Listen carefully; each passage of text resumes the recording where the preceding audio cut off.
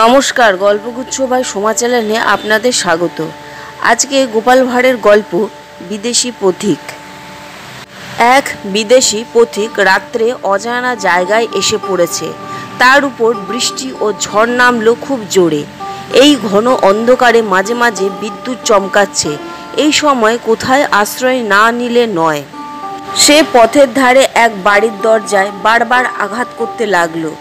এই গৃহস্বামীটি হচ্ছেন গোপাল। তিনি ওপর থেকে জানলা খুলে জিজ্ঞাসা করলেন, কি হে বাপু, তুমি এত রাতে কড়া নাড়ানাড়ি করছো কেন? পথিক: আজ্ঞে, আমি বহুদূর থেকে আসিয়াছি।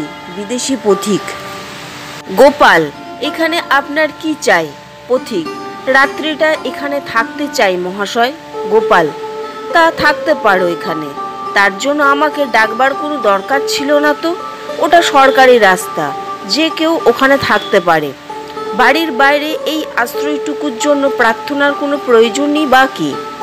না না, আমার কোনো আপত্তি নাই, তুমি নিশ্চিন্ত মনে থাকতে পারো।